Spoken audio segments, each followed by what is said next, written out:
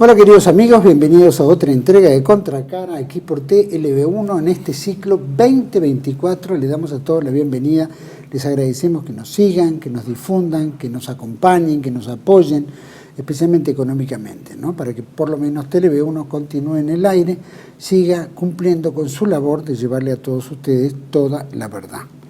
Desde ya estamos transmitiendo a través de nuestra página web, que es www.canaltelev1.com. Debajo de este programa las redes sociales que nos mantienen en contacto, y desde ya ponemos como siempre este programa bajo la protección y advocación de la Virgen de Guadalupe, Reina y Señora, Emperatriz de América. Le pedimos nos guíe, nos ilumine, nos acompañe. Conjuntamente con la reciente santa española, iberoamericana, llamémoslo del Reino de España en las Américas, Mamantula, ¿no? María Antonia Paz y Figueroa, nacida en 1730 y fallecida en el Virreinato del Río de la Plata en 1799. Así que contamos con la primera santa, llamémosla hispano-argentina, así que estamos muy satisfechos, muy contentos por esta santificación, ¿no? Beatificación de esta santa argentina española. Así que le damos a todos nuestro agradecimiento, rezamos por ella para que nos proteja, ¿no? Como argentinos, en nuestra patria iberoamericana, y que veamos una luz al final del camino. Bueno, el tema de hoy vamos a tratar un poquito la concepción religiosa que tiene el presidente Javier Milei, ¿no es cierto? Hemos visto su viaje y su advocación hacia la religión judía, su deseo de la conversión a la religión judía y, por supuesto, su viaje a Israel, el cual ha manifestado, ¿no es cierto?, también su atracción, sus bailes, su asimilación, llamémoslo, a todo lo que es el establishment anglo norteamericano israelí. Vamos a tocar ese tema, vamos a tocar también las contradicciones doctrinales que tiene La Libertad Avanza, que la va aplicando tanto en la política interna como en la política exterior, ¿no? Que esos son temas que también se usan como bandera y que en los efectos no son contraproducentes o por lo menos no reflejan la realidad que tiene que ser. Por supuesto, como entendemos, en su relación con el Estado de Israel y los problemas que nos puede traer también. Así que todo eso lo vamos a tocar en este programa con el legislador mandato cumplido de la Ciudad de Buenos Aires, fue subsecretario de Relaciones Institucionales de la legislatura porteña, y para mí es un gusto compartir el programa con Raúl Padró. Gracias, Raúl. Muchas gracias, Juan Manuel, por la invitación, te agradezco muchísimo a vos. Gracias a vos, y yendo directo al llano, porque hemos visto la promesa de Javier Milei que el primer acto que realizaría de viaje al exterior iba a ser al Estado de Israel, ¿no es cierto? Y vimos el viaje al Estado de Israel, recibido por dignatarios, encuentros con Netanyahu, en fin. Bueno, rendiendo pleitesía a los patrones, ¿no? Porque vamos a decir las cosas como son. En realidad, el niño mimado, vamos al marco histórico, político, ideológico, financiero e internacional. El niño mimado de esta situación con respecto al pasado balotaje y a las elecciones en general, no era Javier Milei para el staff mundialista Estados Unidos, Gran Bretaña e Israel. El niño mimado era Sergio Massa, esto lo sabemos todos perfectamente. Y en segundo término tampoco era Milei, venía Patricia Bullrich de Yanco, cuyo esposo está vinculado directamente al Estado de Israel, tiene un periódico allí que publica, además es subdirector del Museo del Holocausto, aquí en Cava, y bueno, pertenece a la comunidad también y a la etnia judía. Guillermo Yanco, esposo de Patricia Bullrich. Y en tercer término venía Milei. En realidad la gente no votó a Milei, la gente votó en contra de Massa. La gente quería terminar con la ruina kirchnerista, como lo dijimos también tantas veces nosotros, por lo que ello representaba en materia estructural frente al peligro de que nos podíamos quedar otra vez 20, 30 años con la gran Kirchner de la familia Massa, Malena Garmarini, sus hijos, su familia, etcétera, etcétera. En virtud de que sabíamos que estaban apuntalados por toda esta estructura de un pejotismo infiltrado que nada tiene que ver, ni ideológica, ni filosófica, ni doctrinalmente, menos políticamente, con el peronismo fundacional, y que precisamente lo que evitábamos era eso. Y dijimos en plena campaña que si esto no funcionaba, porque él prometió combatir a la casta, nunca definió bien qué era la casta, claro, pero permitió combatirla y hacerle pagar los costos de la ruina argentina, ese 160% de inflación mensual a que nos había llevado Sergio Massa y su brazo derecho, o mejor dicho, el verdadero ministro, Gabriel Rubinstein Kogorovsky, nada más y nada menos que hermano del ex ministro de Salud de Macri, Daniel Rubinstein Kogorovsky, que era el secretario de Estado de Coordinación y Programación de Sergio Tomás Massa. Y bueno, Milei dijo que iba a hacer pagar a estos. Inclusive en la campaña dijo cosas terribles de Caputo, vos recordarás, que era un ignorante, un bruto, que había estado vinculado a una política socialista. Lo denominó como incalificable, y sin embargo es el más importante ministro que está en este gobierno o futuro de gobierno. Porque el presidente del Banco Central, Bausili, igual que Vladimir Wernicke, el vicepresidente, y el secretario de Finanzas, Joaquín González, los cuatro son empleados de BlackRock, el tercer presupuesto del planeta. El primero es Estados Unidos, el segundo es China, el tercero BlackRock, más que cualquier país soberano e independiente, que tiene entre 9 y 10 billones de dólares de facturación anual. Y estos cuatro personajes que señalo, Caputo, Wernicke, bueno, Wernicke en el gobierno de Macri fue el ministro en las sombras que controlaba Pratgate, todos lo recordamos.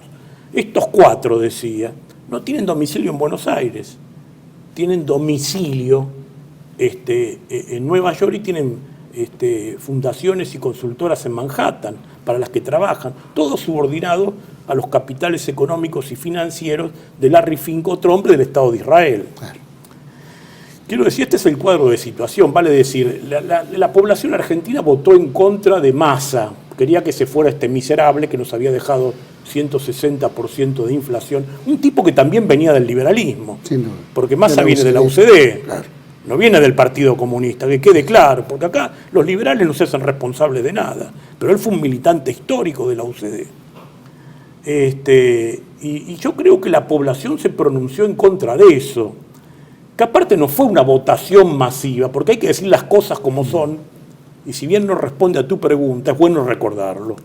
En el padrón de inscriptos para sufragar habilitados del balotaje, votó el 70%, hay un 30% que no fue a votar, o sea que Milei no sacó el 56%, sacó menos del 50%, ¿me explico? Así que, bueno, esta es la realidad. Ahora, vos me preguntabas del viaje a Israel. Bueno, a mí me parece que es un despropósito todo y que pone en evidencia el desequilibrio y la falta de formación intelectual de Javier Milei. Ni hablar en lo que hace a lo teológico religioso, a más de implicar a la Argentina en cuestiones muy graves vinculadas a la existencialidad de distintas comunidades que no podemos aceptar desde ningún punto de vista. Milei es un tipo que fue al Parlamento Nacional y juró por los evangelios, ¿no es cierto?, que son la expresión del catolicismo. Porque él podría haber jurado por Dios o por la Santa Biblia, que tiene incluido el Antiguo Testamento, Torá y Tanaj, y también los evangelios, y el Nuevo Testamento en general. Pero no, él juró por los evangelios, entró a la catedral, se hincó y se persignó. Y cuando salió dijo que era judío. O está mal de la cabeza, o es un ignorante absoluto, que está ingresando en un papelón mayúsculo en lo histórico, ¿no? El judaísmo y el cristianismo son antagónicos, no en vano. Yo tengo una cita aquí de Musa Ben Maimón, que es uno de los arquetipos filosóficos y doctrinales del judaísmo histórico, que dice claramente: Jesucristo fue el primero que se propuso destruir al judaísmo mediante la táctica sutil de proclamar una nueva ley.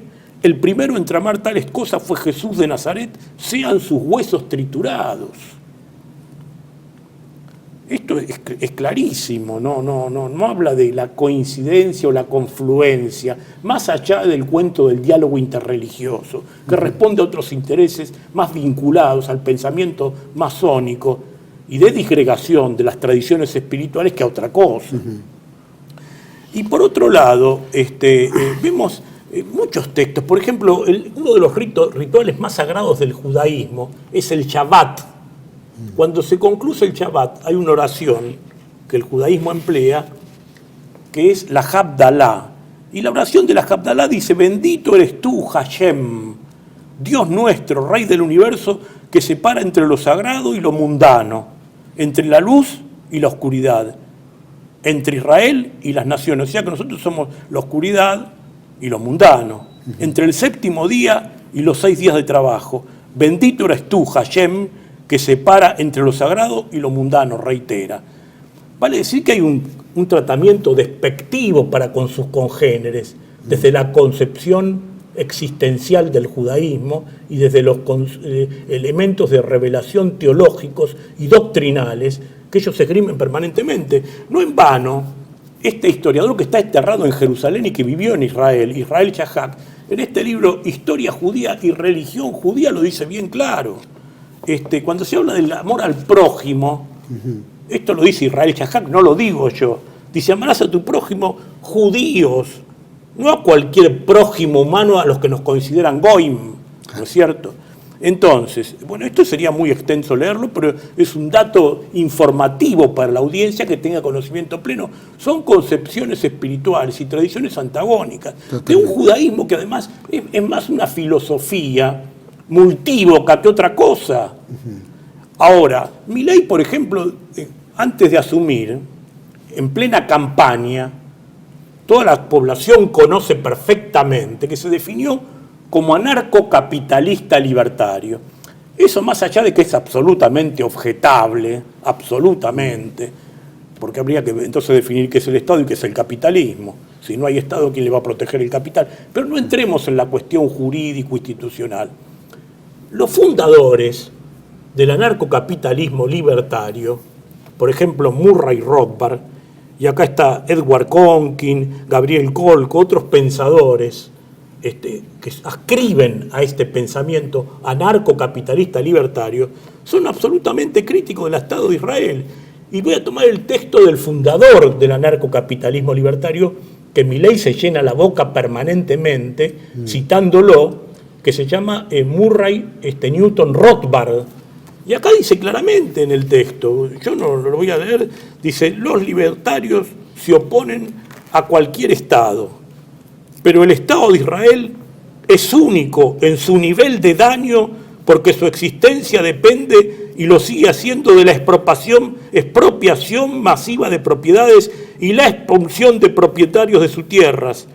En el caso de Palestina, los víctimas, esto lo dijo hace décadas, porque ya falleció hace mucho, en el año 95 falleció Murray Newton Rothbard. Dice: en el caso de Palestina, las víctimas y sus niños, los verdaderos dueños de la tierra, están allí detrás de las fronteras, en campos de concentración, en campos de refugiados, en posilgas, soñando volver a su tierra. Es una defensa encendida de los de los palestinos en contra del genocidio, del segregacionismo y del sionismo que viene practicando el Estado de Israel, un Estado genocida, podríamos decir.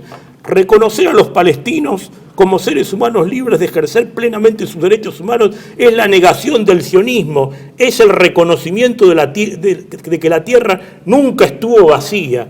Bueno, acá hay textos que hablan de arqueología y de lingüística.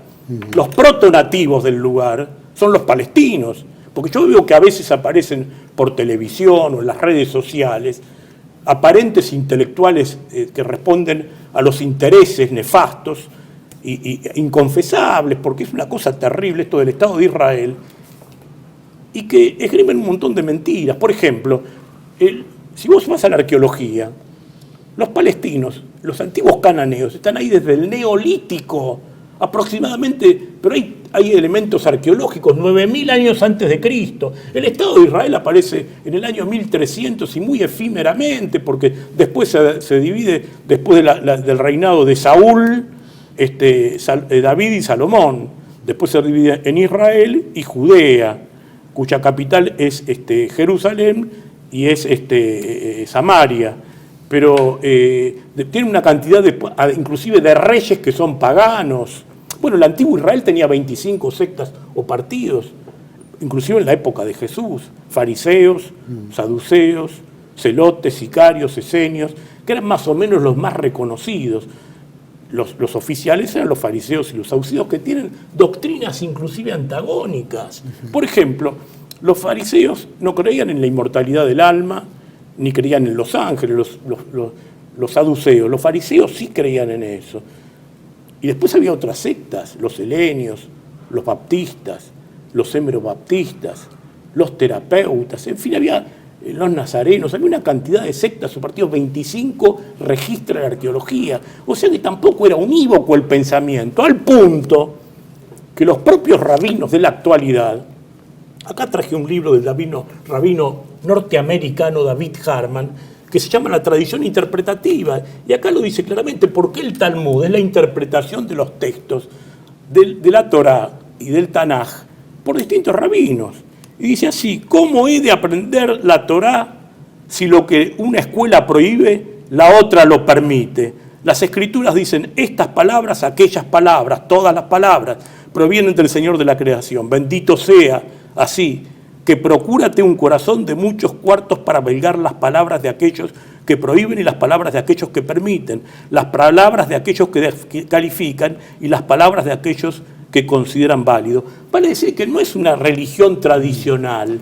Acá está el libro, por ejemplo, de que utiliza el Seminario Rabínico Latinoamericano, que entre paréntesis lo fundó el rabino Marshall Meyer, que fue cuestionado por pedofilia y homosexualismo en su época, y que paralelamente el expresidente Raúl Ricardo Alfonsín alguna vez le confirió la máxima distinción que da el Estado argentino a dignatarios representantes de otras naciones, que es la Gran Orden del Gran Collar del General San Martín.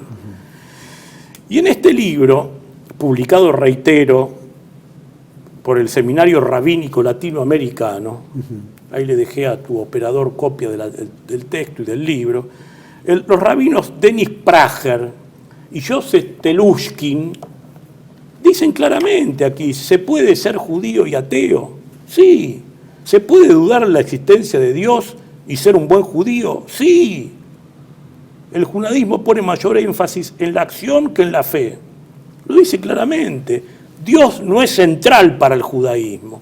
Si a esto le agregamos que el primer congreso sionista fue fundado o impulsado, digamos, porque hubo anteriores, León Pinsker, Ahad Had, cuyo verdadero nombre era Asher Hirsch Ginsberg, que era el sionismo cultural, no era el sionismo político. Decía, si tomamos a Teodoro Herz, que tiene un libro también bastante, digamos, preocupante para los argentinos, que es el Estado judío.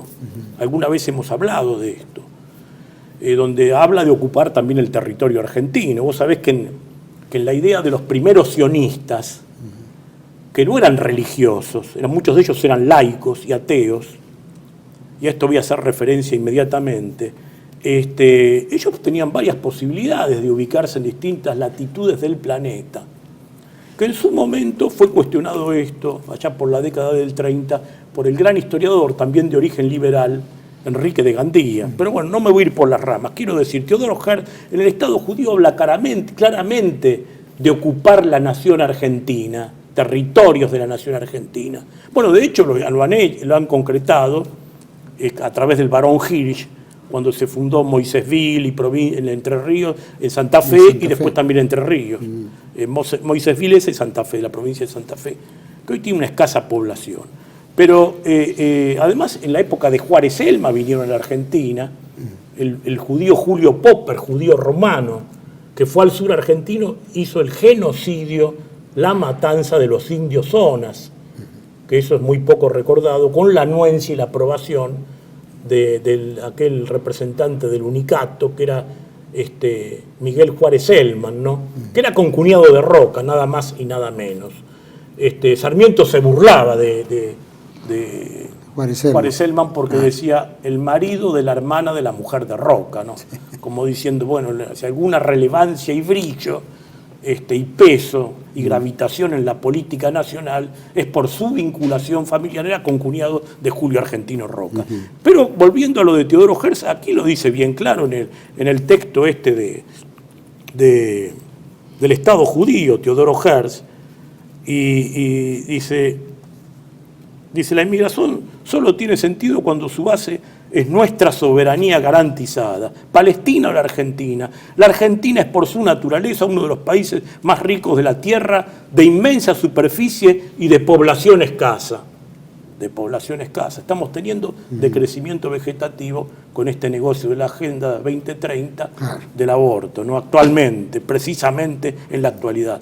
La actual infiltración de los judíos ha provocado disgusto. Habría que explicar a la Argentina la diferencia radical de la nueva emigración judía, dice Teodoro Herzl, en la página 203 de esta edición del año 1954.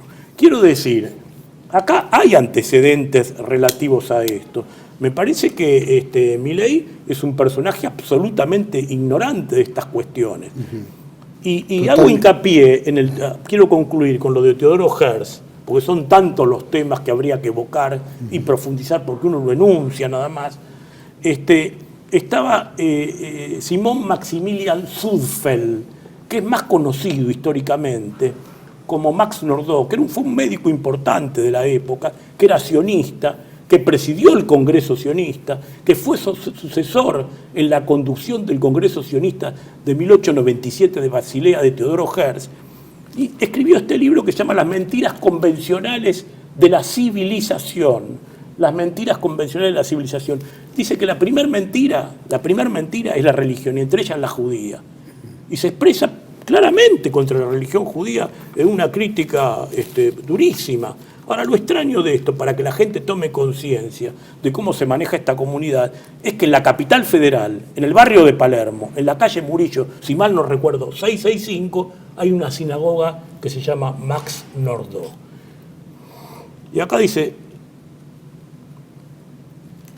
yo entiendo por mentira religiosa el respeto que hombres a la altura de la civilización de hoy otorgan a las religiones positivas, a sus artículos de fe, a lo instituido por ellas, a sus ceremonias, símbolos y sacerdotes. Estas lo integran, entre otras, el judaísmo, el cristianismo, dice, el islam, etcétera, etcétera.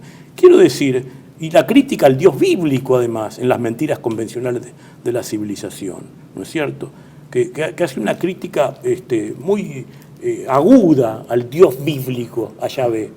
Y reitero, aquí en Capital Federal, o en Cava, hay una sinagoga que recuerda la personalidad de Simón Maximilian Sudfeld, más conocido como Max Nordau, que presidió el Congreso Sionista y que es un crítico de las mentiras convencionales de la civilización, de las religiones positivas. Quiero decir, aquí hay una profunda ignorancia y confusión en la gente, ¿no?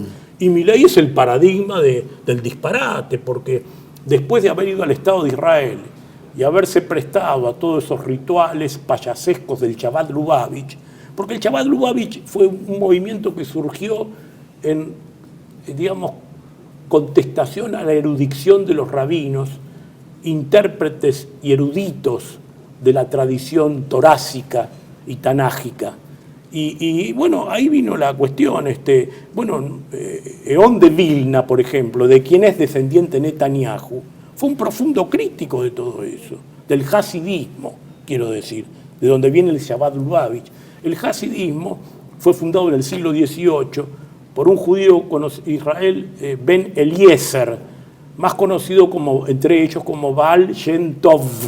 Este individuo planteó de que no había que salir de la erudición, popularizar la cosa y generar una corriente de alegría, de jolgorio, ¿no es cierto?, insustanciada y sin ningún sustento intelectual. Por eso fue que Eón de Vilna, el erudito de Vilna, no solo lo cuestionó, sino que declaró nulas todos los matrimonios y rituales institucionales que había constituido el hasidismo en su época. Acá hay una revista de divulgación judía que dice el hasidismo, derivado de la palabra hebrea hasid, que quiere decir piadoso, piedad, surgió en lo que recién decía, en Europa oriental en el siglo XVIII, y fue fundado por el rabino Israel Ben Eliezer, también con, bueno, lo que yo decía, Baal Shem Tov. Era una secuencia contra las matanzas y los destierros de quienes más los padecían, los sectores más desposeídos e incultos, se enfrentaran a los rabinos tradicionales y eruditos, anteponiendo el conocimiento académico a la espiritualidad práctica y alegría de vivir como ejes de la fe. Y todos esos bailes a que se presta Javier Milei. Y bueno, acá aparece, por ejemplo, en esta revista de divulgación judía, Martin Buber, que era anarquista y comunista.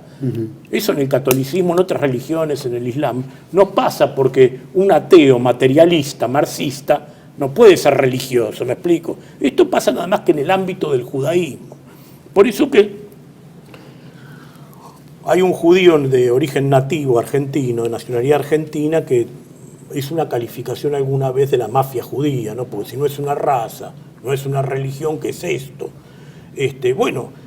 Yo creo que lamentablemente el señor Javier Milei, primero que no está cumpliendo con su mandato, porque en lugar de estar resolviendo los problemas que había prometido al sufrido pueblo argentino, aportarle una conclusión y algún camino, algún derrotero digno, se fue a pasear por el mundo, la verdad es esta.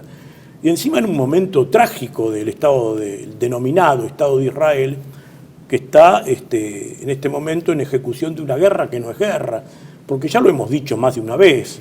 Para que haya una guerra hace falta de que de un lado haya un ejército y del otro lado por lo menos un ejército, dos ejércitos en colisión. Aquí está por un lado el ejército mejor provisto tecnológicamente de la historia de la humanidad, con la tecnología más sofisticada y elaborada. Y por otro lado hay una villa miseria, un apartheid. Entonces esto resulta inadmisible, esto no es una guerra, esto es un genocidio. Ya hay más de 30.000 muertos en Palestina. Niños, frente a la inobservancia del mundo, más allá de los pronunciamientos de la ONU, ¿no? Porque mujeres y niños, ¿no? Niños ni hablar, hay como 14.000 niños muertos, porque hay muchos fundamentalistas judíos que fundados en los textos genocidas del Antiguo Testamento, que ya lo han denunciado muchos. Voy a recomendar un libro clásico del sacerdote Michael Pryor, La Biblia y el colonialismo, y toma todos estos elementos del Antiguo Testamento, cuando Yahvé le requiere a Abraham, le requiere a Moisés el exterminio de los pueblos bíblicos, de los heteos, heveos, cananeos, idumeos, jebuseos, etcétera, etcétera. Quiero decir, hay un concepto, sin ser raza, de racismo, de supremacía, de ser los elegidos de Dios, y del resto, ser morfológicamente, como dice Israel Chahak, creados por Yahvé para servir al judío. Por supuesto que nosotros no estamos obligados a creer en esto, ni creemos en esto, y sabemos que esto es falso, porque además el texto del Antiguo Testamento es una suerte de recopilación de tradiciones anteriores. Los libros Vedas de la India, escritos 2000 años antes de Cristo, ya hablan de Adán, de Eva y del paraíso. La Torá está escrita entre el 700 y el 450, o sea que 1300 años antes tomaron estos textos de ahí. Abraham viene de Brahma, dicen los especialistas en teología comparada. La esposa de Brahma en la Trimurti de la India, pues ellos tienen una Trimurti, una trinidad, sí, que son Brahma, Vishnu y Shiva, el creador, el conservador y el destructor. La esposa de Brahma, que es el creador, que en sánscrito quiere decir la evolución, una cosa más o menos así, ¿no? Porque los idiomas no tienen a veces correlato en distintas culturas de la forma exacta. No es la evolución biológica, me refiero, de Darwin. No es eso, quiero decir. La esposa de Brahma era Sarawasti, la esposa de de Abraham en el Antiguo Testamento era Sara. Bueno, Abraham para los musulmanes, Ibrahim, que es otra teoría completamente diferente, porque está también el tema de Jerusalén que están hablando ahora, del traslado de la embajada, ¿no? Otro de los disparates de Javier Milei, porque el primero que hizo eso fue Donald Trump, más o menos con una teoría bastante parecida. Bueno, Donald Trump, la hija Ivanka, está casada con un funcionario israelí, y además se convirtió también al judaísmo. Y él fue el primero en trasladar la embajada de Estados Unidos a Jerusalén. Después lo siguió Costa Rica y Guatemala, creo yo. Y ahora, bueno, esto de Milei. Pero acá en la Argentina, cuando se fundó la embajada, que se estableció la residencia, fue por una ley, o sea, fue una ley expresa del Congreso de la Nación, que se dictó durante el gobierno del general Juan Domingo Perón en el año 1951. Si mal no recuerdo, es la ley 14.025. Y le puso residencia a la embajada de Argentina en Israel, en Tel Aviv, no en Jerusalén, ¿no es cierto? Bueno, además ha nombrado a un rabino embajador, un rabino de origen marroquí, creo yo, que no son los más queridos en Israel, entre paréntesis, porque también tienen sus problemas étnicos. Vos sabés que en el año 30, la reina de Inglaterra nombró a Arthur Ruppin como encargado, que era judío, encargado de la Oficina de Colonización de Palestina, y él, que era discípulo de Hans Günther, que fue ideólogo de muchos dirigentes del nacionalsocialismo alemán, cuando entró a Palestina parece que estuvo practicando el exterminio de los mizrajíes, los sefaradíes y de los felayas, que son los judíos negros de Etiopía. De manera tal que vos ves las cantidades de disparates que pasan en este ámbito, las injusticias, las incoherencias, y que se quieren fundar en valores sagrados, metafísicos y podemos decir, culturales, cuando son verdaderos disparates que no resisten, lamentable y dolorosamente, el más mínimo análisis, porque han llevado a esta masacre, a estos genocidios, a esta explotación, a estos apartheid, a estas ruinas que está padeciendo la humanidad en el siglo XXI, en nombre de todas estas ficciones míticas que no tienen ningún fundamento arqueológico. Vos sabés que en teología y en arqueología los elementos o las escuelas que toman el análisis de las cuestiones de la Tierra Santa se dividen en minimalistas y maximalistas. Los maximalistas son los que con cualquier dato lo consideran del texto del Antiguo Testamento dato histórico. Y los minimalistas son los que rechazan todo eso porque dicen que no hay asidero, que no hay comprobación, que no hay documentación de carácter historiográfico, que no hay elementos.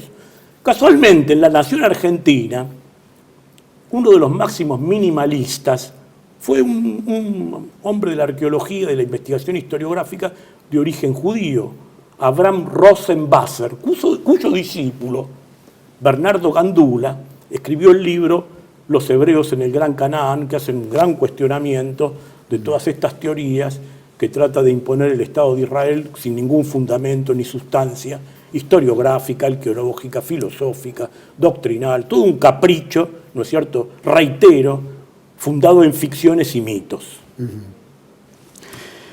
Muy interesante lo que vas diciendo, porque va desasnando todo un... Sí, cada punto da para analizar. Por supuesto. Pero es una visión de la que nosotros nos encontramos frente a un presidente que lo entendemos como desequilibrado, porque si hay una religión dentro de todo que tiene una gran caridad para con el prójimo, es el cristianismo, ¿no es cierto? Y de repente esa ambición por ser judío también implica un desequilibrio, ¿no es cierto?, en la parte espiritual, el no conocer la tradición, tampoco, como bien lo están planteando. Eso no conoce nada. Una gran ignorancia. Es un gran ignorante, un gran busca, sofista, mentiroso. Claro. Potenciado, esto también hay que decirlo, porque si cualquiera de los oyentes de este programa televisivo quisiera ser candidato a presidente de la nación, no puede serlo. Esto no es democracia, esto es plutocracia, es el poder del dinero. Los que llegan a esas finales, ya sea Miriam Bregman, Schiaretti, Massa, Patricia Bullrich o Milei, son los elegidos del sistema, son todos candidatos sistémicos. Y los que propugnan eso, los que instalan eso, son los medios de comunicación masiva. Las elecciones son un concurso de famosos. Y a los que no les gusta el pensamiento de determinados candidatos porque no responden a los intereses del sistema comunicacional, mejor dicho, de los que financian el sistema comunicacional, los condenan, los destruyen, los ensucian, los degradan, los denigran, no les dan publicidad. Milei los ignora, la conspiración del silencio que hemos denunciado en tantas circunstancias. Milei fue un privilegiado, un niño mimado de los medios de comunicación masiva, del sistema comunicacional. Fue durante 10 años a los mejores programas, mejores quiero decir, más vistos, en los horarios más puntuales, donde hay mayor audiencia, haciendo monólogos. Nunca debatió con ningún economista, con ningún filósofo, con ningún intelectual. Cuando discutía, maltrataba a veces a la gente, insultaba a las periodistas y qué sé yo, y gente que no tenía formación académica, intelectual, ni en materia política, económica, filosófica, ni nada que se le parezca. Hace poco apareció con un pastor hablando del libro de Samuel y de la innecesaria, la subsidiariedad del Estado. Y el pastor le preguntó, Samuel, ¿qué libro de Samuel? 1 o 2, se quedó perdido, no sabía de qué estaba hablando el pastor. Quiero decir, es un perfecto ignorante. Ahora, es un tema preocupante, porque nosotros en la campaña electoral lo dijimos, hay que correr del sistema a la estructura mafiosa y patológica del kirchnerismo, y lo reiteramos. Pero si Milei llegara, bueno, tiene 6 senadores y 30 y pico de diputados. Y si esto no funciona, para eso están las instituciones que también, en este sistema trucho, si me permitís la expresión, fueron elegidos, porque ellos dicen, nosotros fuimos elegidos, nosotros también. O sea, tienen la misma legitimidad, ¿no es cierto? También está el Poder Judicial, que esperemos que empiece a funcionar un poco, porque aquí han dado piedra libre, ¿no es cierto?, en materia de economía y de finanzas, a una situación trágica, porque él prometió hacer pagar los costos y el daño que había sufrido el pueblo argentino a la casta. Y lo está pagando el pueblo, el laburante está pagando los costos. Bueno. Y a la casta la ha entronizado a todos estos personajes. Vos fíjate, el jefe de gabinete, Nicolás Pose, y el ministro de Interior, Francos viene de ser presidente del Vapro con Scioli, y integrante del BID con Cristina, que lo designó. Los dos son de Aeropuerto 2000. O sea, acá se ha instalado en el poder una banda de los Elstein, que hacían los negocios inmobiliarios con Rodríguez Larreta, que vienen de la ruina de George Soros, George Schwarstein, nada más y nada menos, que eran los que entregaban judíos, su familia, con el pacto de Javara en 1933 y los mandaban para Palestina. De la Alemania nazi salieron 90.000 judíos para Palestina. Eso nadie lo dice, nadie lo recuerda, parecen haberlo olvidado. Y el operador, representante institucional del Estado Nacional Socialista frente a Jabotinsky, la comunidad judía en Alemania del 33, fue Otto Adolf Eichmann. Por eso en la época de Frondizi lo secuestraron, violando la soberanía argentina, lo juzgaron y lo ahorcaron, para que no hablara y contara la verdad de la traición de los propios judíos contra otros judíos pobres de la Alemania de la época del nazismo. Quiero decir, y vemos que acá toda esta banda, Elster, Wertheim, bueno, ha nombrado a Wanich, embajador en Israel, Alex, el judío marroquí, Mauricio Wanich creo que es. Es como si yo mañana soy presidente y nombro un cura embajador en el Vaticano, o un sheikh musulmán embajador en Arabia Saudita. Es un disparate eso. O sea, todo lo que hace es ilógico. ¿A quién responde? Claro, ¿a quién va a responder? ¿Por qué intereses va a bregar? Sí. ¿Por lo de la nación argentina o por lo de la comunidad judía? ¿Me explico? Me parece que más claro imposible. Entonces, acá la gente tiene que ir tomando conciencia en manos de quién estamos, que se fue, porque estos vinieron instalados por los otros. Seguro. La Libertad Avanza es un invento del kirchnerismo a través de los medios de comunicación masiva para poder dividir al PRO. Y lo lograron. Lo que pasa es que el PRO, hábil de reflejos, ligero de reflejos, le coparon enseguida la situación con el apoyo electoral que si no hubiera llegado, y le armaron el gabinete. Un gabinete que es responsable, porque, reitero, el propio Milei lo dijo, que era un inepto, un incapaz, un bruto. El señor Luis Caputo, Toto Caputo, que no es un economista, además es un operador, un colocador de bonos de Larry Fink. Entonces, me parece que es una entrega. Y después esto del DNU, que en algunos aspectos podemos estar de acuerdo, por supuesto, no vamos a estar de desacuerdo en todo. En lo que está bien, pero acá se vino con la entrega de territorio nacional, venta de tierras en zonas fronterizas, con la violación a la soberanía en el mar continental, violando la Asamblea de Jamaica del año 82 y ratificada por la Nación Argentina en el año 94, el tema de la explotación de los recursos naturales, el litio. Ya veníamos en esa política, porque el kirchnerismo era lo mismo, pero gradualmente. Esto lo han hecho con política de shock. Entonces me parece que la sociedad tiene que reaccionar frente a esto. Después el congelamiento de los salarios, de las jubilaciones, de las pensiones, que decía que venían a reivindicar y se ocupan de reducir gastos que es que lo termina aceptable que se reduzcan, pero que me parece que no es el objetivo esencial y lo que define la crisis presupuestaria y el déficit fiscal. No es eso de ninguna manera. Bueno, ya lo planteó Héctor Juliano. Héctor Juliano bien denunció que no se ha tratado el tema del presupuesto, ¿no? Que había acordado Massa con el señor Milei en septiembre del año pasado. Que todavía ni siquiera hay presupuesto. Todavía no hay presupuesto. Entonces, esto es un disparate porque ahí tienen que definir los números. Y después el manejo del Banco Central, que dijo que lo iba a dinamitar, y como bien se ha conocido en los últimos días, de 25 millones pasaron a 31,5 de millones. Hubo 6 millones y medio de visión de pesos por el tema de las LELIQs. Entonces, me parece que acá tenemos que tomar el toro por las astas y poner a esta gente en su lugar.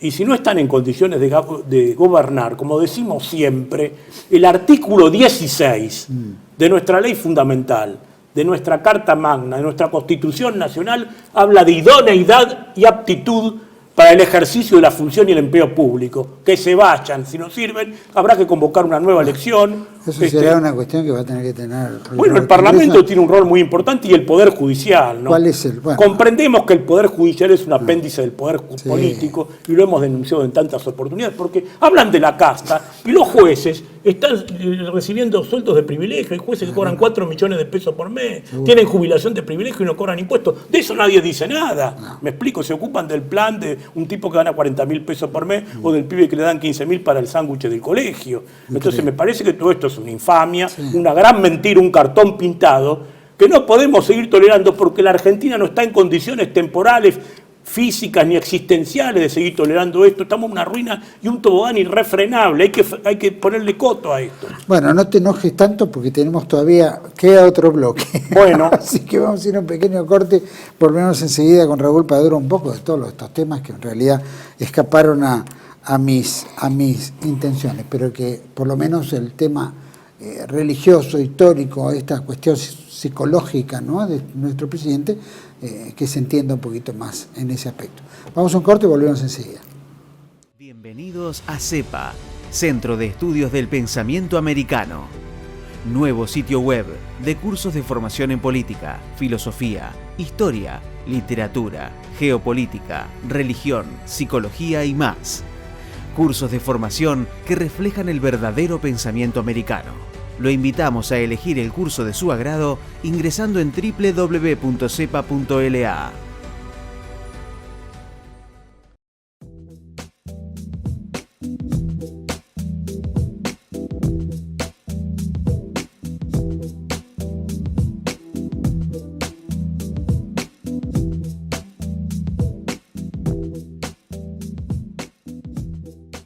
Decir siempre la verdad primero tiene un precio. Dependemos de tu ayuda. TLB1, toda la verdad primero.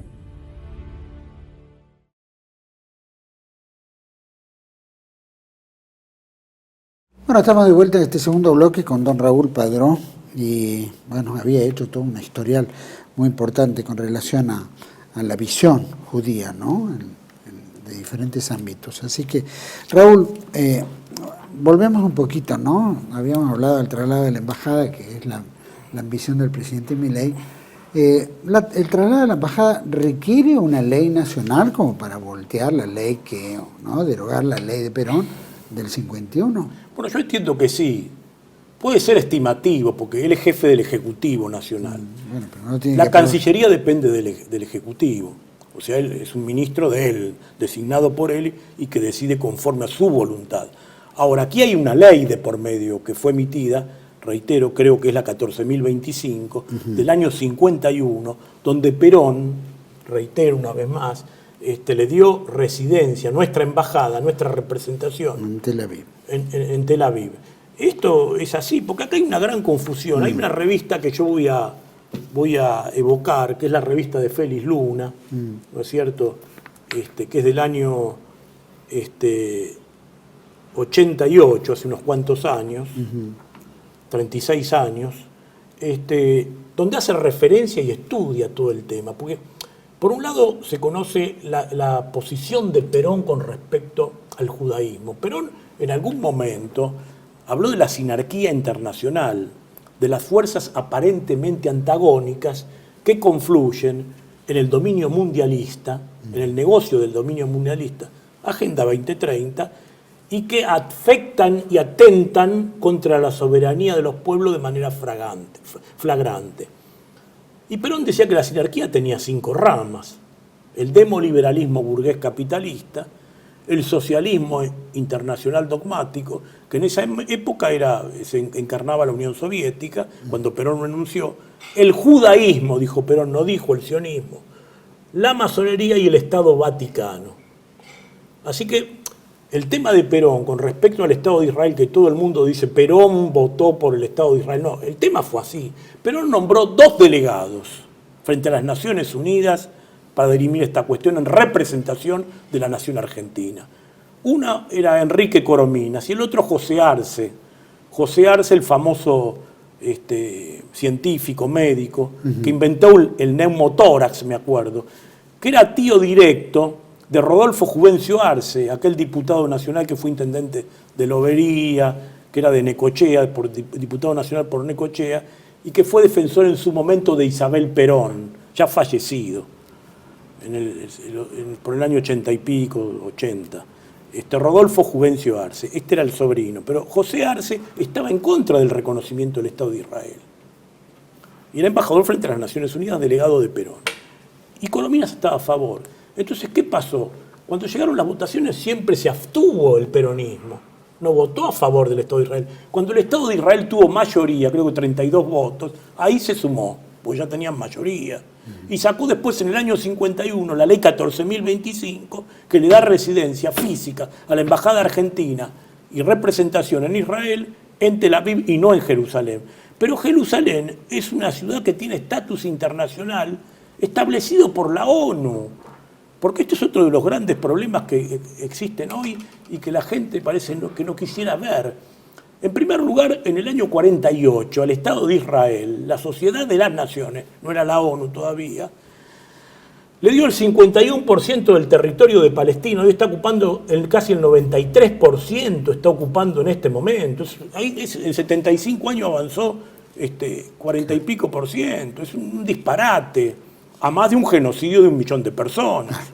Una aberración. No de forma Entonces, ¿cómo se puede decir, por un lado, que los paradigmas y el ideario político de un individuo son la libertad, la propiedad y la vida, y adhiere a un sistema político internacional que transgreden permanentemente, de manera flagrante y miserable, los valores de libertad, propiedad y vida? A ver, que me explique. O estamos en manos de un enfermo mental o de un gran miserable, hipócrita, farsante, que no tiene calificativo. Entonces, vuelvo a lo de la ONU, el tema de Jerusalén. Si vamos a la historia y vamos al minimalismo bíblico, a tomar lo minúsculo como cierto, Abraham venía de Ur de Caldeos, no era de la tierra de Canaán. Ahí se termina la discusión. Cuando Abraham entra, ¿quién lo recibe en Jerusalén? Ur-Salam. ¿Quién era el rey sacerdote? Melquisedec, que le da la bendición. Malik al-Sadik, el rey sacerdote. Melquisedec, que no tuvo padre ni madre, dice la tradición. Quiero decir, si vamos a tomar eso, ellos no pertenecían a esa tierra. Otra prueba más proveniente de sus propios textos y de sus propios mitos y enunciaciones, no sé si llamarlas religiosas, porque vos acabas de ver que acá Telushkin y Prager dicen que se puede ser ateo y ser judío. Lo dice el Seminario Rabínico Latinoamericano. No es una ocurrencia mía. Por eso he traído los textos. Y después toda la falta de sustancia. Mira, recién estábamos comentando este libro sobre el Rebbe de Lubavitch, Menachem Mendel Schneerson, que no es casualidad. Vos sabés, voy a tirar un dato que no tiene que ver con lo que estamos conversando, pero que es interesante para la audiencia. En Estados Unidos, durante el gobierno de Barack Hussein Obama, se instituyó el Día de la Educación. Se tomó como dato, como elemento, el día del nacimiento del Rebbe de Lubavitch, Menachem Mendel Schneerson, que es donde fue, en Brooklyn, Milei a su tumba a rendir pleitesía y qué sé yo. Bueno, este tipo fue muy despectivo siempre con el cristianismo. Cuando se refirió a Jesús dijo el miserable, el mago, que es una infamia de la peor que se le puede decir a un cristiano, el que no respetaba el Shabbat, el infame, y inclusive hay un video que ustedes lo tienen. Lo hemos pasado. Sería bueno que lo repitieran, que cuando se acerca un señor que fue integrante de la comunidad judía y se convirtió al cristianismo, le dice, yo escribí este libro sobre el tema del cristianismo, y el Rebbe del pueblo le dice, usted está enfermo, y le explica, dice, usted no puede convertirse, usted va a ser judío eternamente. Y el otro dice, bueno, yo le dejo el libro, y lo tira al tacho de basura y dice, está más enfermo de lo que yo creía, lo que demuestra el fanatismo, la intolerancia, el segregacionismo, que derivaron en todas estas cuestiones, ¿no? Los 30.000 muertos de los últimos meses en el Estado palestino, 14.000 niños, una aberración con la inobservancia y la indiferencia del mundo, que habla de derechos humanos. Y si vamos al tema de las Naciones Unidas, Israel ocupó en el año 67, durante la guerra de los 6 días, ocupó la Palestina arbitrariamente y hasta destituyó a Ruhi Hativ, que era el alcalde de Jerusalén, lo destituyó así, a que había sido elegido por el pueblo de Jerusalén, hasta destituyeron al pueblo, a las autoridades de ese pueblo, a tal punto que las Naciones Unidas, en el 67, discutió profundamente la anexión de Jerusalén y condenó al Estado de Israel, por absoluta mayoría en la resolución 2253. Y aparte el texto, por eso lo voy a leer esta parte, dice, la Asamblea General profundamente preocupada por la situación en que se encuentra la ciudad de Jerusalén a consecuencia de las medidas tomadas por Israel tendientes a cambiar el estatus de la ciudad. Primero, estima que estas medidas carecen de todo valor. La ONU dice esto. Pide a Israel que anule todas las medidas ya tomadas y se abstenga de adoptar medidas que puedan variar el estatus de Jerusalén. 3. Pide al secretario general que informe a la Asamblea General y al Consejo de Seguridad de la situación y ejecución de la presente resolución en un periodo de una semana después de su adopción. Y siguió ratificando en sucesivas resoluciones el tema de Hativ, de Ruhi Hativ, que era la autoridad legítima, que fue derrocado, podemos decir, que fue expulsado por la arbitrariedad del Estado de Israel, que operó militarmente, bélicamente, asistido por Gran Bretaña, Francia, Estados Unidos, la historia de siempre, ¿no? ¿Qué implicaría que Jerusalén se transforme en la capital? Bueno, no, es una ciudad internacional desde todo punto de vista metafísico. No olvidemos que allí está... Bueno, vemos que no les importa. ¿no? Allí está el Santo Sepulcro, sí. Está la iglesia que fundó Elena, Santa Elena, la madre de Constantino. Está la mezquita de Al-Aqsa, está el oratorio de la Roca, donde hay toda una tradición, ¿no?, mítica y religiosa, algunas cosas sin comprobación arqueológica porque pertenecen a tradiciones metafísicas. Desde ahí teóricamente ascendió el profeta Muhammad Ahmed ibn Abdullah a los cielos.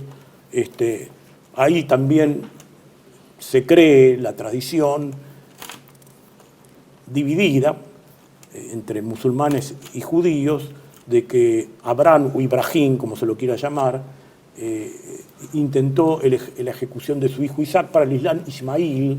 Son distintas versiones, completamente distintas, diferentes. Pero bueno, hay una serie de valores de carácter espiritual, metafísico, cultural, religioso, moral y político.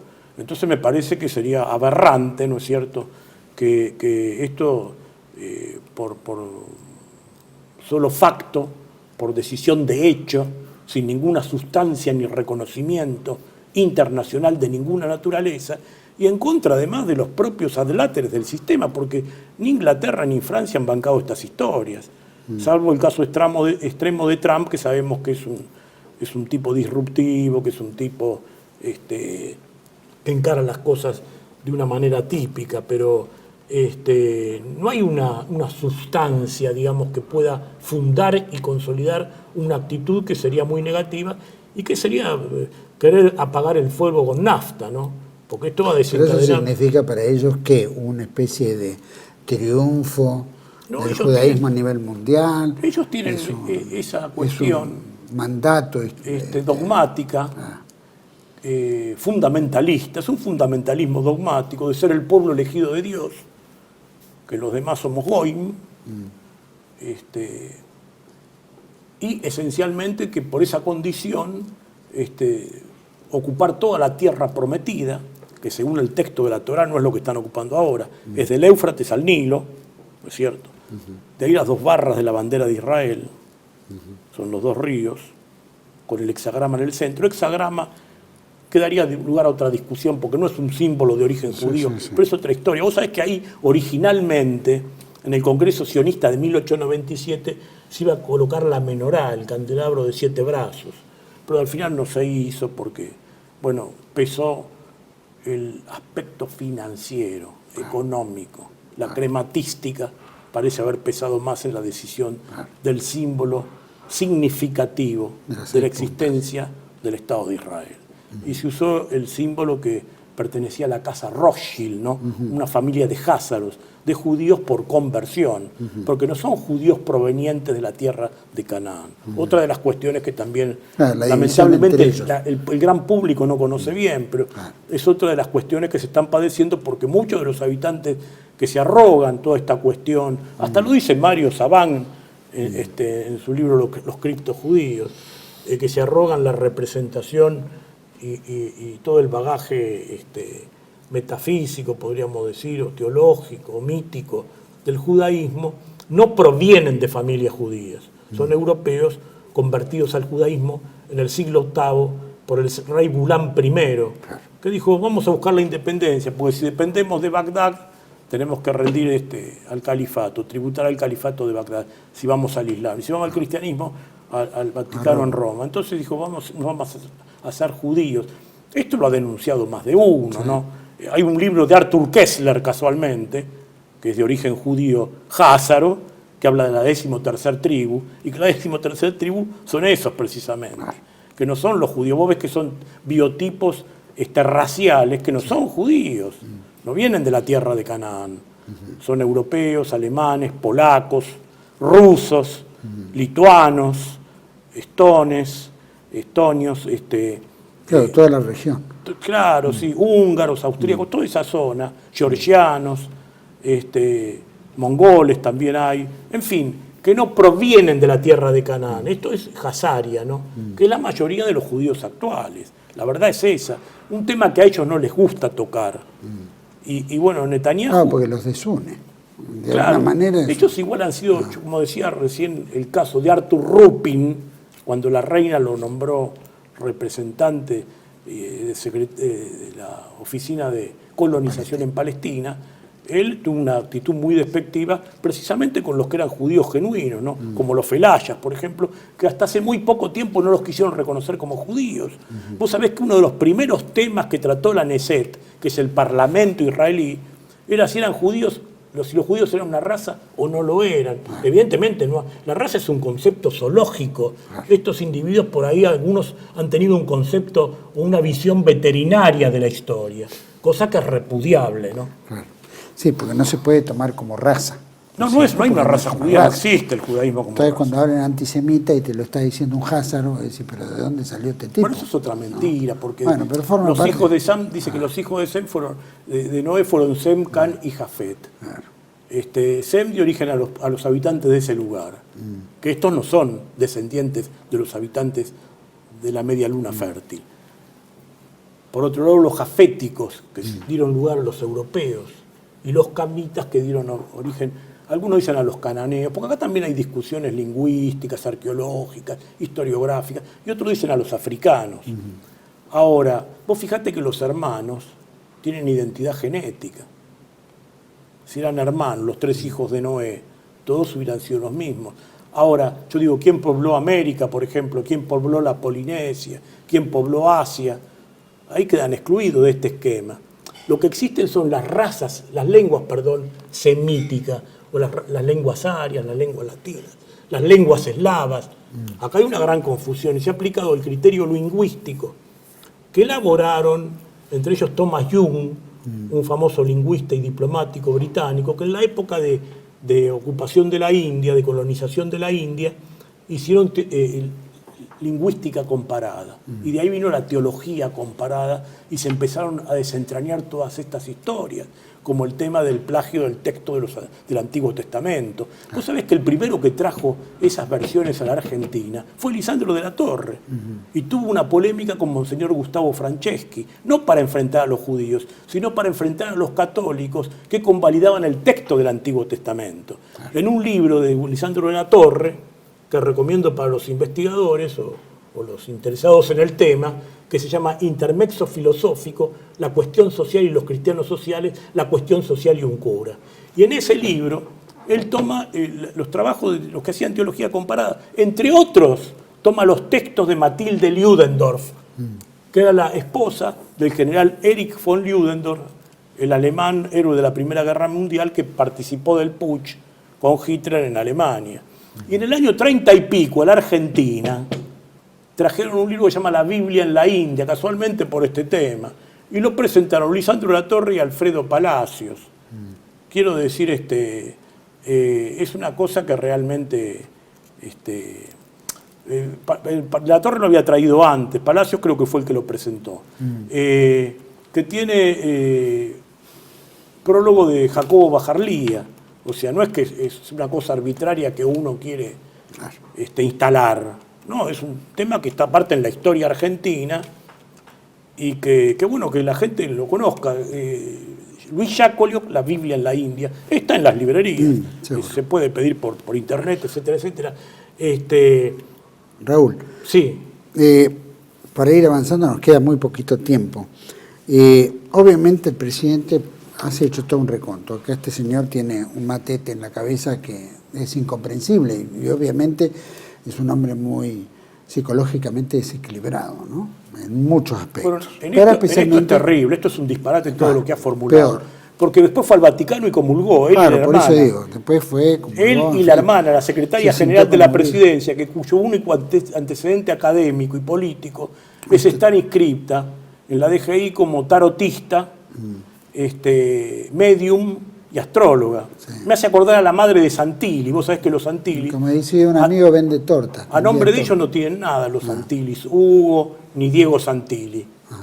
Pero si vos investigás, todos los bienes y propiedades están a nombre de la madre de Diego, la esposa de Hugo, que está inscrita también como quiróloga, cartomancia, astrología, qué sé yo, que parece que les va muy bien, ¿no? A los adivinos.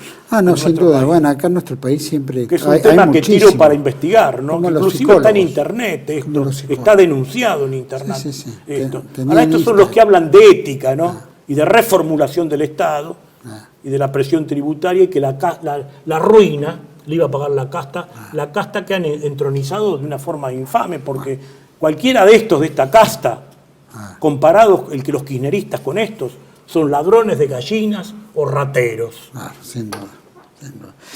No, aparte, bueno, siempre se supo que podía haber, no los gobernantes importantes, los hombres serios, cristianos, pero siempre tener una bruja al lado para que le tire las cartas, a ver cuál es la oportunidad, ¿no? La astrología, a ver cuál es el momento. Bueno, muy religioso indicado, no debe ser, obviamente. ¿no? Entonces, eso para el judaísmo y para el cristianismo es magia, lo de Milei. Además es muy difícil ser liberal y estar sometido a una tradición. Por eso, es muy absurdo, pero es todo contradictorio en su existencia. ¿Qué te merece? Personaje psicopático, ¿no? Sin duda, para ir muy cortito, ¿no? Sí. El tema de este acto que hace en una zona en la cual Hamas tuvo una acción y bueno, iba Milei, da un discurso de apoyo a Israel contra Hamas, declarándolo movimiento terrorista, grupo terrorista. Es decir, eso por un lado.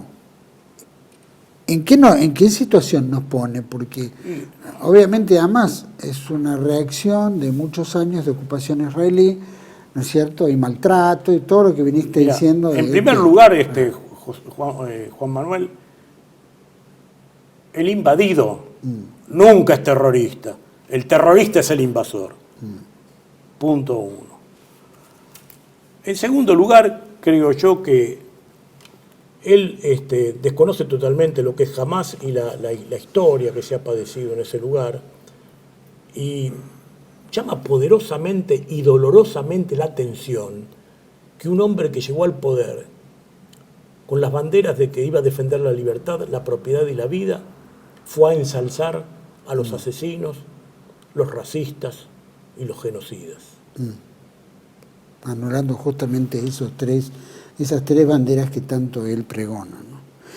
Y Argentina obviamente en este aspecto está en el ojo, ¿no es cierto?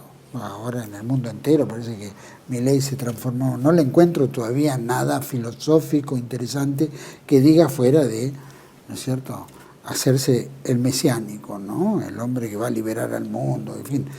Y hay una movida mundial. Primero se tendría que liberar, si me permite, la interrupción de sus propias taras, ¿no? Sí, no, bueno, pero eso depende de la prensa. La prensa te puede mostrar todas tus taras o ocultar todas tus taras. Y efectivamente las ocultan. No, acá las presentan ensalzándolas como una virtud. Estamos hablando de finanzas, estamos hablando de la política, estamos hablando de un sector sionista. Pero no se ha cumplido nada, vos fijate el tema inflacionario. No, por supuesto, y estamos hablando de los medios de comunicación que sabemos que pertenecen a las mismas empresas. El sistema comunicacional es parte de la ruina. El sistema. Es lo que los instaló, que está financiado por los mismos que tienen sumido al país en la ruina. Elstein, Eurnequian, Huerta, bueno, el Estado argentino Galperín, está tomado. Está tomado. Y ahora mucho más. Totalmente, ahora mucho más absolutamente. Es hora de que la población reaccione. Bien. ¿No?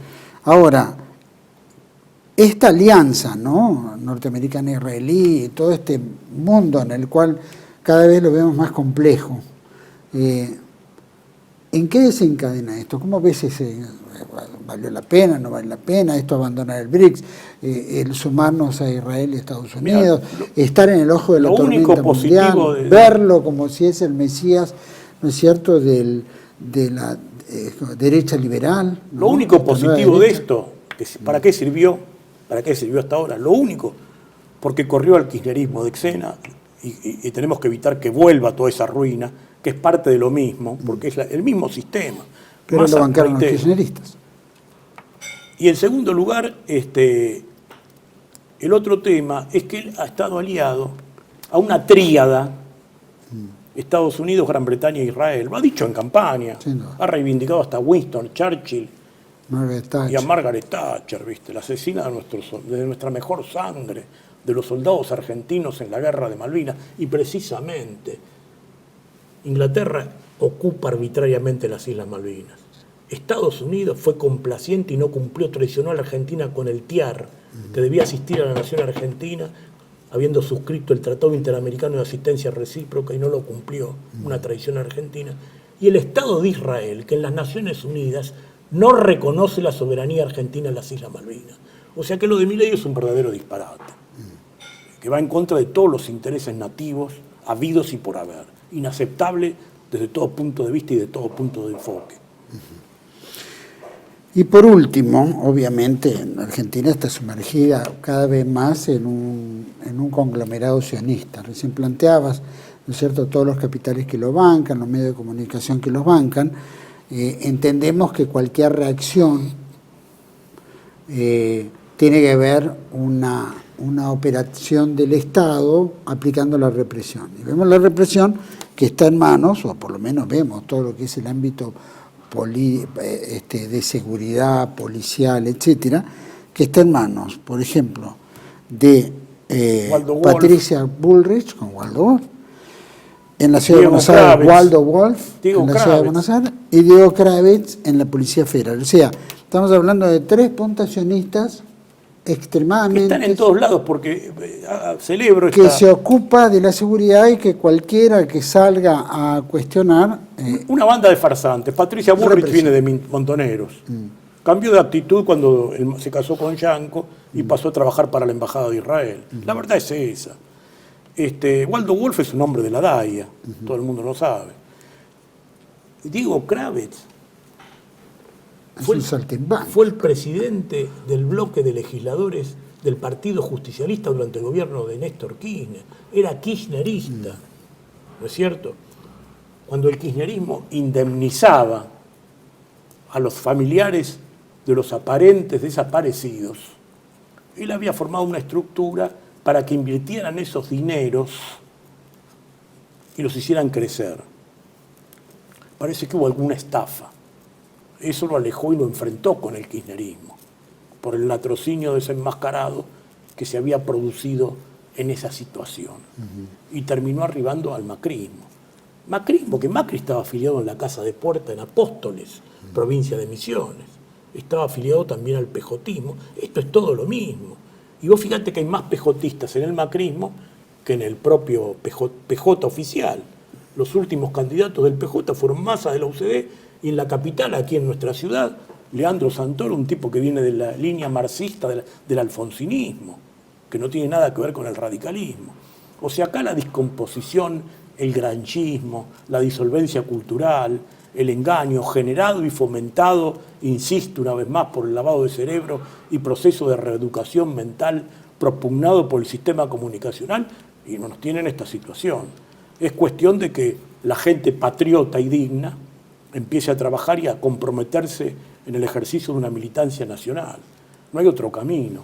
Y esto por ejemplo, que vos haces, estos programas, los nuevos sistemas de comunicación paralelos, que escapan de la conspiración del silencio del periodismo, de los mercenarios oficiales del periodismo, y bueno, es un aporte muy positivo, ¿no? Que produjo de alguna manera estos cambios. Lo único positivo de todo esto, corrió al kirchnerismo. Se sacaron la careta, porque antes era lo mismo, con la diferencia que estaban disfrazados de peronistas, te ponían la marcha peronista de fondo, sí, el escudo justicialista, el retrato de Perón y Evita, y la gilada aplaudía. Entonces, esto es lo positivo, se sacaron la careta y pusieron blanco sobre negro. Aquí está cuál es la realidad argentina y la ruina argentina. Le conviene en ese blanco sobre negro, es decir, estamos viendo que nombraron, como bien dijiste, Wertheim en los Estados Unidos, que es Lubavitch, aparte de uno de los hombres con causas penales. Claro. Después lo tenés a ese Axel Barnish, ¿no? en Israel, en Epstein, ¿no es cierto?, en los bienes del Estado, que se ha aprovechado de los bienes del Estado.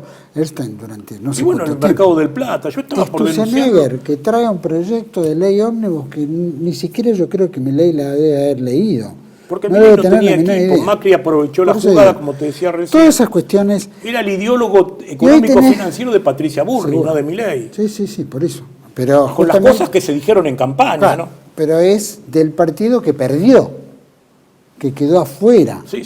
Y la política de ese partido que quedó afuera es la política que está aplicando... Porque no tenía equipo, programa ni como fuera, pero no es la que la gente votó. Mientras tanto está paseando por el mundo, festejando, divirtiéndose con su hermanita astróloga, medium y tarotista y no sé qué otra. Pregunto, ahora hay medidas económicas que están aplicándose y obviamente hay bronca con respecto a la repartija, ¿no es cierto?, de fondos federales, ¿no es cierto?, de diferentes fondos del Estado, que generalmente se repartía entre las provincias. Ahora no lo quiere repartir. Cuando en su momento Milei decía debemos romper a la Argentina en dos partes, los que quieran vivir acá, el capitalismo que llevan al norte o en el sur, y el resto que se quede en otra parte. Es decir, todo esto no invita de alguna manera al quebramiento del territorio nacional y transformarse en una especie de plan andina, en una especie de multiplicidad de repúblicas. Como puede desde existir. Otra perspectiva ya lo había anunciado y lo había dicho claramente y desenmascaradamente el rabino Merman, ministro de Mauricio Macri. Partida y repartida. ¿Hasta qué punto el rabino Berman debe haber profundizado en eso? Yo lo que digo, lo puedo haber dicho, no deja de ser un rabino cualquiera y un ministro de Medio Ambiente, que no tenía injerencia en nada, fuera de la irresponsabilidad de todos los incendios que hubo en su momento y que él estaba pelotudeando con otra cosa, estaba disparando. Pero estoy preguntando en este tipo que hoy tiene y ostenta el poder para lograr un quiebre, generando broncas entre diferentes sectores, dividir y gobernar. Es decir, no, pero aparte no es dividir y gobernar usualmente, sino con una intencionalidad de conferir parte del territorio nacional, de una balcanización argentina, y conferir el territorio nacional a los sectores imperialistas más nefastos que registra la historia de la humanidad, podemos decir.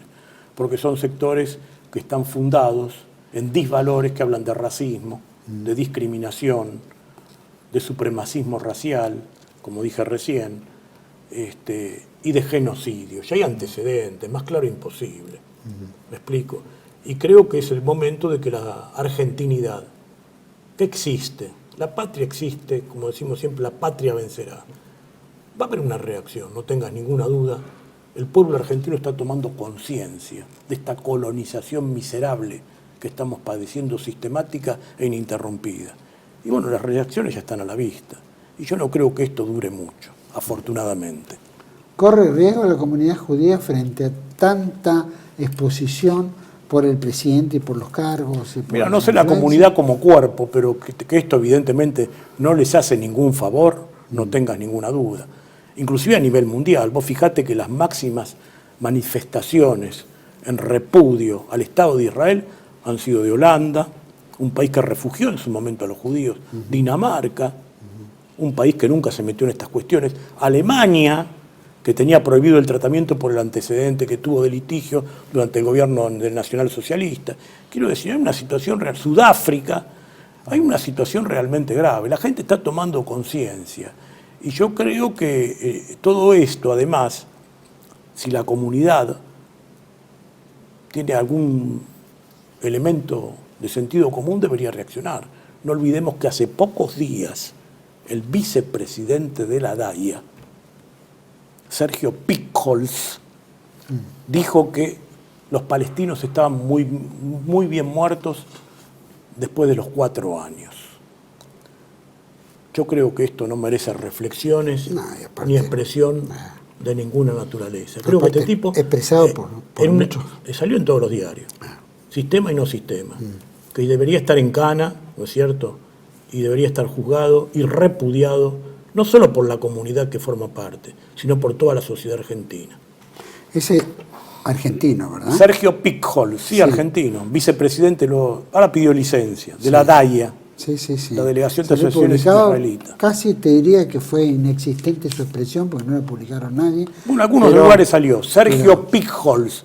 Debería estar juzgado y condenado este individuo, ¿no es cierto? Bueno, toda la jerarquía. Para estos son los que hablan de racismo, de persecución. Que había que matar a los chicos, a los padres, a la madre, a las embarazadas. Bueno, estos son los que hablan todo lo que podía provocar en un futuro. Estos son los que hablan de racismo, son los que hablan de persecución y son los mentirosos, el intolerable chantaje del antisemitismo. El cuento ese que han inventado, ¿no? Porque en todo caso los antisemitas serían ellos. Porque desde el punto de vista del texto de la Torá judía, los palestinos son semitas. Son más semitas que ellos. Absolutamente. Son los protonativos del lugar, reitero. Raúl, muchísimas gracias. Gracias a vos y ha sido un gusto, Juan Manuel, estar una vez más en TLV1. Haremos una conferencia, había quedado pendiente. Eso espero que la puedas lograr. Gracias por todo. Gracias a vos. A todos ustedes, muchísimas gracias por acompañarnos. Por supuesto, todo lo que ha dicho Raúl ha sido muy valioso, muy importante. Primero, desde el punto de vista religioso, lo que han publicado muchos sectores. Creo que el teniente coronel Santiago Roque Alonso, muchos de sus artículos en Patria Argentina también los tomaba, ¿no es cierto?, de fuentes judías, en las cuales decía que era lo que estaba pasando, ¿no?, de alguna manera. Así que llamemos estas cuestiones como que ellos mismos tienen sus propios problemas. El tema es la ignorancia del presidente Milei, a quien acomoda su ignorancia, ¿no es cierto?, en un pequeño grupo que lo orienta y que lo protege, lo apoya, ¿no es cierto?, y que de alguna manera nos pone también en un jaque como argentinos, Primero porque está bien, nosotros somos un país que no tenemos un problema racial, ni un problema espiritual, ni religioso, ni nada. Viven colectividades de muchos países, es como se llamaba un crisol de razas, ¿no? Y eso siempre fue aceptado, el crisol de razas.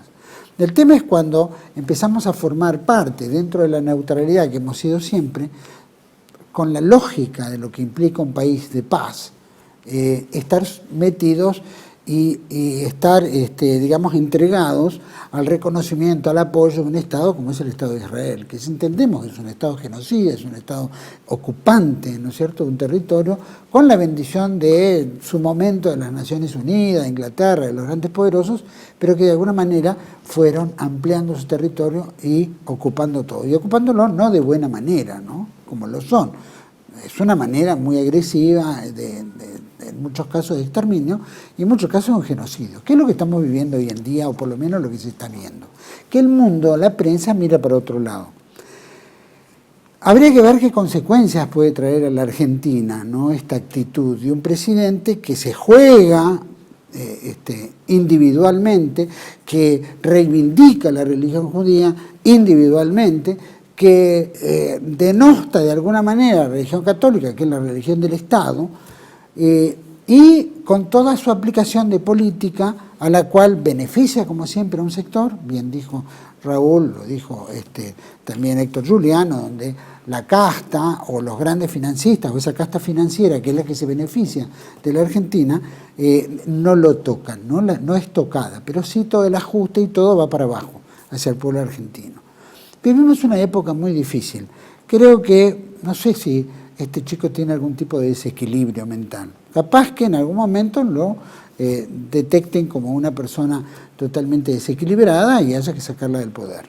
Es muy probable. Habrá que ver cómo es el entorno, cómo juega ahora su alianza con el macrismo, a ver cómo esto, qué papel va a tener y qué presencia va a tener y qué cosas va a poder hacer y qué cosas no va a poder hacer.